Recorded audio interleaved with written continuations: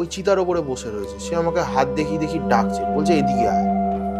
লোকটার বর্ণনাটা একটু দিই। লোকটা পুরো উলঙ্গ, কুঁজো, একটা লাঠি ভর দিয়ে বসে আছে, এরম বড় দাড়ি, এতটা বড় দাড়ি। দাড়ির মধ্যে কবেকার যে বাসি খাবার দাবার লেগে রয়েছে তার কোনো ঠিক নেই, ঠিক আছে। আর গায়ের পুরো শ্যামলা বর্ণ গায়ের রং, পুরো কালো কুচকুচে, ছাই মাখা, পুরো ছাই মাখা গায়ের রং। আর ওর গা দিয়ে এত দুর্গন্ধ বেরোচ্ছে, আপনি ওর গায়ের ধারে 1 মিনিট দাঁড়ালে মনে আপনার বমি হয়ে যাবে এরকম। পিশাচকে আমার মা দেখেছিল, কারণ আমার মা একটা তান্ত্রিক, আমার মাও তান্ত্রিক। তো আমার মা জিনিসটা দেখলো যে জিনিসটা মায়ের অ্যাঙ্গেল থেকে দেখলো যে জিনিসটা নর্মাল না। তো মায়ের গুরুদেবকে ফোন করলো। মায়ের গুরুদেব বললো যে কিছু প্রসেস বলে দিল, বললো এরম ভাবে ট্রিটমেন্ট করো, ভালো হয়ে যাবে। বিশ্বাস করবে না দাদা, 1 মাস ধরে আমার ট্রিটমেন্ট চলছে, কোনো ইমপ্রুভমেন্ট নেই। 3 বেলা করে অ্যান্টিবায়োটিক চলছে। 15 দিনের মধ্যে ঠিক হয়ে গেছি। ডাক্তারের কাছে গেছি, ডাক্তার দেখে অবাক, বলছে অমাবস্যায়, কৌশিকী অমাবস্যা আসবে তখন, 2025-এর আগে, 2024-এর কথা বলছি, কৌশিকী অমাবস্যা আসবে তখন। আমার কি মন হলো, কৌশিকী অমাবস্যায় অনেক তান্ত্রিক আছে, বিভিন্ন পুরো ইন্ডিয়ার বিভিন্ন জায়গা থেকে তান্ত্রিক আছে। আমি ভেবেছিলাম যে কৌশিকী অমাবস্যায় যাবো তারাপীঠে, গিয়ে আমি ওখানে গুরু খুঁজবো, ঘুরে আমি ওখানে দীক্ষা নেবো। তো ঘুরলাম পুরো কৌশিকী অমাবস্যায়, পুরো তারাপীঠ ফারাপীঠ ঘুরলাম। মনের মতন কাউকে আমি পেলাম না। অনেক তান্ত্রিকের কাছে ঘুরেছি, প্রায় 20-25টা তান্ত্রিকের কাছে ঘুরেছি, মনের মতন আমি কাউকে পাইনি। তা আমার মনে হলো যে মনের মতন যখন কাউকে পাচ্ছি না, ওখানে তারাপীঠে একজন অজয় পান্ডা বলে রয়েছে, তা ওনার ডেরায় আমি বসেছিলাম। ওরা কাজবাজ করছে, অনেক কিছু করছে। তো সন্ধ্যাবেলা আপনি তারাপীঠে যদি কখনো যান, আপনি দেখবেন মরা পোড়াতে পোড়াতে ছাইয়ের একটা ঢিবি হয়ে গেছে, পুরো চিতা যেটা। তো ওই চিতার ওপরে সন্ধ্যাবেলা অঘরীরা বসে ক্রিয়া করছে। আমি গেছি দেখতে। আমাকে আমি ওখানে বসেছিলাম অজয় পান্ডার ডেরায়। তো আমার কি মনে হলো, একটু ঘুরে আসি, শ্মশানটা একটু চক্কর বেড়ে আসি রাতের বেলা। তখন রাত কটা? তখন হবে প্রায় রাত্রির 11টা-12টা। অঘরীরা ক্রিয়া করছে, 12টারও বেশি হবে তখন, একটা এরকম হবে। অঘরীরা ক্রিয়া করছে। তো আমি একটা পিশাচের পাল্লায় পড়েছিলাম সেখানে। কিরকম পিশাচের পাল্লায় পড়েছিলাম বলতে, এই ঘটনাটা আমি আপনাকে বলছি, এই ঘটনাটা আজ পর্যন্ত আমি কাউকে বলিনি, এটা প্রথমবার আমি ক্যামেরার সামনে জিনিসটা তুলে ধরছি। আমি হলো গিয়ে চিতার ওখানে ঘুরছি, অঘরীরা ক্রিয়া করছে। আমার মনে কৌতূহল, যেটা হয় প্রথম মানুষের কৌতূহল, আমি দেখবো। আমি ওখানে গেছি, গিয়ে আমি দেখছি ওরা কি ক্রিয়া করছে। তো হঠাৎ করে দেখি একটা লোক ওই চিতার ওপরে বসে রয়েছে। সে আমাকে হাত দেখিয়ে দেখিয়ে ডাকছে, বলছে এদিকে আয়। লোকটার বর্ণনাটা একটু দিই। লোকটা পুরো উলঙ্গ, কুঁজো, একটা লাঠি ভর দিয়ে বসে আছে, এরম বড় দাড়ি, এতটা বড় দাড়ি। দাড়ির মধ্যে কবেকার যে বাসি খাবার দাবার লেগে রয়েছে তার কোনো ঠিক নেই, ঠিক আছে। আর গায়ের পুরো শ্যামলা বর্ণ গায়ের রং, পুরো কালো কুচকুচে, ছাই মাখা, পুরো ছাই মাখা গায়ের রং। আর ওর গা দিয়ে এত দুর্গন্ধ বেরোচ্ছে, আপনি ওর গায়ের ধারে 1 মিনিট দাঁড়ালে মনে আপনার বমি হয়ে যাবে এরকম। আমি তো ওর ধারে কাছে বসতেই পারছি না। আমাকে বলছে কিরে বমি লাগছে, হ্যাঁ তন্ত্র শিখতে এসেছি, এইটুকুতে হয়ে গেল। আমি বললাম না। মনের কথা জেনেও গেল? হ্যাঁ জেনে, ও তো পিশাচ তো। আচ্ছা, পিশাচ তো, ওটা পিশাচ। ওটা মানুষের রূপ ধরে ওখানে বসেছিল, আমি বুঝতে পারিনি, কিন্তু পরে আমার গুরুজন বলেছে ওটা পিশাচ ছিল একজন। তা আমাকে বলছে যে কিরে তোর হয়ে গেল এত সহজে? তা আমি বললাম যে না, আমার তো এত এতে হয়নি। তা বলছে যে ঠিক আছে, তো তুই কি এখানে কেন এসেছিস, তোর উদ্দেশ্য কি? তাই আমি বললাম আমি গুরু খুঁজছি। বলছে গুরু খুঁজছিস? আমি বললাম হ্যাঁ। তো বলছে কাছে আয়। গেছি, আমার মাথায় এরকম পাগড়ি পরা ছিল। বলছে পাগড়িটা খোল। খুলেছি, পাগড়ি খুলে বসেছি ওনার পায়ের কাছে। ওনার পিছনে মানুষ মরলে যে মানুষের অস্থি হয়, ওই অস্থি মুট করে ওনার পিছনে উনি লুকিয়ে রেখেছিল, যেটা আমাকে বলেনি, আমি বুঝতেও পারিনি। আমার সাদা মনে কাদা নেই, আমি ভেবেছি হয়তো উনি আমাকে দীক্ষা দেবে, গুরু বানাবে। আমি ওই জন্য ওনার কাছে গিয়ে বসেছি ভক্তি সহকারে। এবার ওই এক মুঠ যে মাটি এটা ছিল, ছাইটা আমার মাথায় ফাতায় সব জায়গায় ভালো করে মাখিয়ে দিয়ে মন্ত্র বলে ফুঁক মারলো আমার উপরে। কি একটা মন্ত্র বলে ফুঁক মারলো, আমি যেটা আজও জানি না কি মন্ত্র বলে। বলছে যা তুই চলে যা। আমি বললাম হয়ে গেল? বলছে হ্যাঁ হয়ে গেছে, যা। বলে ওই লোকটা দেখি নিজে নিজে ওখান থেকে উঠে লাঠিপথ দিয়ে দিয়ে বেরিয়ে যাচ্ছে ওখান থেকে। তাই ভাবলাম কি করলো না করলো, পাগলা হয়তো, পাগল ফাগল লোক হয়তো, বুঝি না তো না। এবার আমি তো জানি না যে ওই যে মরার ছাইটা আমার মাথায় মাখিয়েছে, ওটার যে সাইড এফেক্ট আছে, ভয়ঙ্কর একটা সাইড এফেক্ট আছে, সেটা তো আমি জানি না। তার মধ্যে আমার গুরু দীক্ষা হয়নি, গুরুর হাত আমার মাথায় আসেনি তখন। তো আমি ভাবছি কি হবে না হবে। আমি আবার ওই ঘুরে টুরে শ্মশান ঘুরে টুরে অজয় পান্ডার ডেরায় গিয়ে শুয়ে পড়েছি। তা আমাকে পরের দিন বলছে, পরের দিন সকালবেলা উঠে দেখি আমার ফোন পার্স, টাকা পয়সা যা কিছু ছিল সব চোট, রবারি হয়ে গেছে আমার কাছ থেকে। তা আমি সকালে উঠে ভাবলাম যে না, কিন্তু আপনি তো শ্মশানে ওই ডেরাতে শুয়েছিলেন, শ্মশানেই তো, এবার শ্মশানে তো অনেক লোকে অনেকে যাতায়াত, আসছে যাচ্ছে। অনেকে আসছে যাচ্ছে। এবার আমি সারা রাত জেগেছিলাম, ভোরের দিকে কিভাবে জানি না আমি মানে চোখ কি লেগে হলো, গেছে কোনো কি কারণে। হলো দাদা, মানে কি বলবো, আমার মনেই নেই কি হয়েছে অ্যাকচুয়ালি ওই ভোরের টাইমটা। আমি সকালবেলা আমার জ্ঞান ফিরছে, আমি দেখছি আমার কিছুই নেই আর আমার কাছে, শুধু আমার মাথার তলায় যে ব্যাগটা ছিল ব্যাগটা রয়েছে, বাদ বাকি আর কিছুই নেই। তো মনটা খারাপ হয়ে গেল, বাড়ি চলে এলাম আমি, স্বাভাবিক ব্যাপার, কৌশিক অমাবস্যা ছিল, লেগেছিল, বাড়ি চলে এসেছি। তো পরের দিনকে আমি সকালবেলা চা খেতে গেছিলাম চায়ের দোকানে, গিয়ে চা খেতে গিয়ে চায়ের দোকানে বসে আছি, সকালবেলা ফার্স্ট একদম মানে দোকান ফোকান খুলেছে, খুলেও চা বানাচ্ছে। আমি বসে আছি, বসে ওখানে গল্প টল্প করছি। এবার ও না এরকম বড় চায়ের দোকানে দেখবেন এত বড় যে ডেচকিগুলো হয়, গামলাগুলো বড় বড় সসপ্যানে এক সসপ্যান ফুটন্ত চা নামাচ্ছে।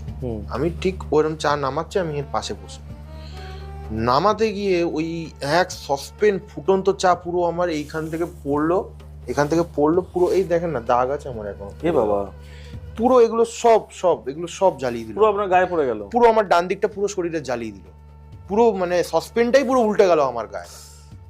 এবার যেই মোমেন্টে পড়েছে না, আমি ওই মোমেন্টে সেন্সলেস হয়ে গেছি, আমার মানে হুঁশ নেই, মানে এতটাই ব্যথা উঠেছে আমার, সেন্সলেস মানে অজ্ঞান হয়ে পড়ে গেছি বলে এমন না, যে আমার কি করছি আমার হুঁশ নেই ব্যথার চোটে, আমি কখনো ছুটছি কখনো চিল্লাচ্ছি, কি করছি হুঁশ নেই। তারপরে ও আমার গায়ে জল ফল ঢাললো, জল ঢালার পরও আমার জ্বালা কমছে না। আমি ওকে বললাম, ভাই তুই ইমিডিয়েট কোলগেট নিয়ে আয় আমার জন্য, নাহলে মরে যাচ্ছি আমি জ্বালায়।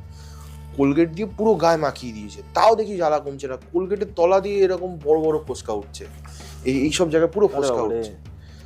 তো আমি ভাবলাম যে না, এরকম ভাবে থাকলে হবে না, মানে জিনিসটা আরো খারাপ দিকে যাচ্ছে। তো আমি জামা ফামা খুলে আর বাইক চালিয়ে ওই পোড়া গা নিয়ে আমি বাড়িতে এসেছি। এসে আমার বাবাকে ডেকেছি, ডেকে বলছি যে খুব বড় ক্ষতি হয়ে গেছে, তুমি এক্ষুনি ওঠো। বাবা তো উঠেছে ধর্মড়িয়ে, বলছে কি হয়েছে। আমি বললাম যে এরকম বড় আমার অ্যাক্সিডেন্ট হয়েছে, এই দেখো। ওরা তো দেখে মানে আমার মা তো কান্নাকাটি শুরু করে দিয়েছে, বাবা ভয় পেয়ে গেছে, স্বাভাবিক ব্যাপার, বাবা মা হয়।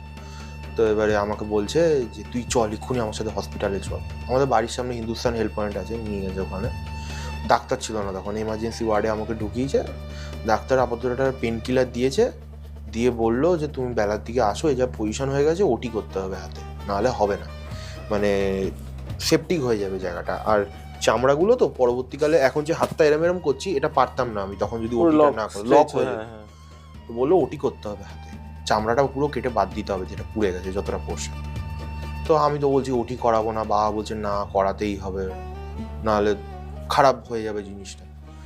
গেছি বেলার দিকে, বিশ্বাস করবেন না, আপনাদের এখানে যেরকম লাইট জ্বলছে এরকম বড় বড় লাইট ওটিতে জ্বলছে। আমার আজও সেই দিনটার কথা মনে আছে, ওটির বেডে আমি শুয়ে আছি, দুটো ওয়ার্ড বয় আমার হাতটাকে এরকম মানে টান করে ধরে আছে, আর এরকম বড় বড় লাইট আমার মুখের সামনে জ্বালিয়ে।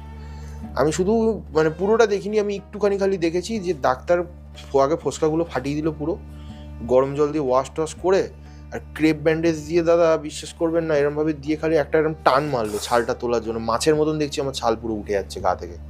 ওটা দেখে আমি মুখ ঘুরিয়ে নিয়েছি অন্যদিকে, ওই সিনটা দেখে।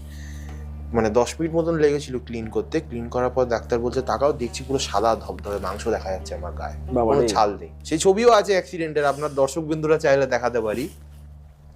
তো বাড়িতে এসেছি, বাড়িতে এসে ট্রিটমেন্ট চলছে আমার, আমাকে বলেছিল হসপিটালে রাখতে হবে। তা আমার মা বলেছে না আমি হসপিটালে রাখবো না, আমার ছেলে যদি মরেও যায় আমার চোখের সামনে মরবে বাড়িতে, আমি হসপিটালে রাখবো না।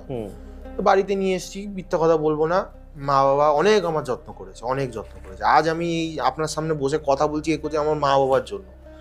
তো মা যত্ন আত্তি করেছে, করেছে। ড্রেসিং করতে আসতো রোজ, ডাক্তার অনেক যন্ত্রণা সহ্য করতে হতো, কেননা একটা কথা আপনি হয়তো জানবেন যে কেটে গেলে বা ভেঙে গেলে যতটা না ব্যথা হয় তার থেকে বেশি পুড়ে যাওয়ার ব্যথা, মারাত্মক ব্যথা। আর ওই ড্রেসিং করতে আসতো রোজ, এরকম আমার তো ব্যান্ডেজ করা থাকতো, খুলে আর ওটা পুরো ওয়াশ করতো, অত্যাধিক ব্যথা।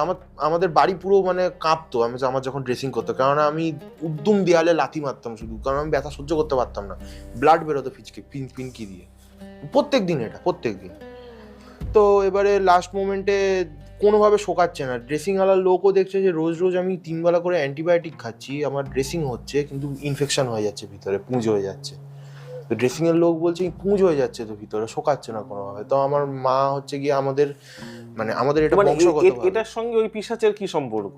উনিই তো ক্ষতিটা করেছিল, আচ্ছা, সেটা কি করে উনি তো বুঝলেন? ওই যে ওই ছাইটা দিয়ে যে মন্ত্র বলে আমার মাথায় যে এ করে উনি তো ক্ষতিটা করেছে আমার। আচ্ছা, ওইটা আপনি জিনিসটা বুঝলেন না, ওই যে ওই কাজটা করেছে তার একদিন কি দুদিনের মাথাতেই তো আমার অ্যাক্সিডেন্টটা হয়ে অ্যাক্সিডেন্টটা গেল। হলো। ওই মরার ছাই দিয়ে কিন্তু আমার এটা কি পরে সেই পিশাচ এসে কোনো ভাবে দেখা দিয়ে বলে গেছিল বা কিছু? হ্যাঁ, কি বলেছিল? ওই পিশাচকে আমার মা দেখেছিল, কারণ আমার মা একটা তান্ত্রিক, আমার হ্যাঁ। মাও তান্ত্রিক। হ্যাঁ। তো আমার মা জিনিসটা দেখলো যে জিনিসটা মানে মা মায়ের অ্যাঙ্গেল থেকে দেখলো যে জিনিসটা নর্মাল না। হুম। তো মা মায়ের গুরুদেবকে ফোন করলো। তো মায়ের গুরুদেব বললো যে মানে কিছু প্রসেস বলে দিল, বললো এরম ভাবে ট্রিটমেন্ট করো ভালো হয়ে যাবে। বিশ্বাস করবে না দাদা, 1 মাস ধরে আমার ট্রিটমেন্ট চলছে, কোনো ইমপ্রুভমেন্ট নেই। 3 বেলা করে আর উনি অ্যান্টিবায়োটিক যেটা চলছে। বললো সঙ্গে 15 সঙ্গে দিনের মধ্যে ঠিক হয়ে গেছি। ডাক্তারের কাছে গেছি, ডাক্তার দেখে অবাক, বলছে বাবা তোমার 15 দিনের মধ্যে কি করে শুকিয়ে গেল, বাহ, পুরো মানে হাত খটখটে হয়ে গেছে শুকিয়ে। তো লাস্ট মোমেন্টে যখন আমি সুস্থ হয়ে যাই, আমার মা দেখেছিল, আমি তো ঘরে শুয়েছিলাম, আমার মা দেখেছিল বাইরের ঘর থেকে, আমি যে ঘরে শুয়ে আছি সেই ঘরে একটা মহিলা এরকম মানে উবু হয়ে, মানে মাটিতে হাত দিয়ে আর দুটো পা এরম বেঁকানো, চুল দিয়ে মুখটা ঢাকা, উবু হয়ে এরম ভাবে হেঁটে হেঁটে, মানে 4 পায়ে এরম ভাবে হেঁটে হেঁটে আমার ঘরের দিকে আসছে। বাবারে। আমার মা ওই সিন দেখে সঙ্গে সঙ্গে ছুটে এসছে আমার কাছে, এসে আগে আমার শরীর বন্ধ করেছে, ঘর বন্ধ করেছে, তারপর গিয়ে ওনার গুরুদেবকে ফোন লাগিয়েছে। ওনার গুরুদেব বললো যে এটা নর্মাল না, এটা কোনো ক্ষতি করা হয়েছে, ওকে বান মারা হয়েছে, তুমি ইমিডিয়েট ওর ট্রিটমেন্ট চালু করো। তো আমার গুরুদেব যেরম যেরম ভাবে বলেছিল ওরম ভাবে ট্রিটমেন্ট হলো।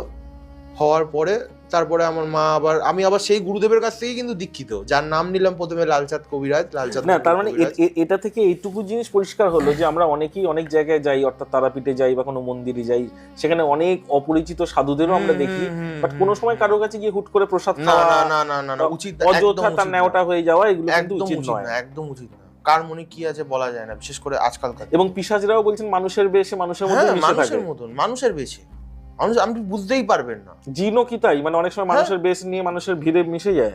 আমার নিজের চোখে দেখা, আমার নিজের চোখে দেখা, আপনাকে মিষ্টির দোকানে আমি নিয়ে যাব, আমাদের ওদিকে রয়েছে, জিন আসে মিষ্টি খেতে মানুষের আচ্ছা, রূপ ধরে। মানুষের রূপ ধরে। এরকম আমি টাকা যেরকম টাকা দেয় কিভাবে?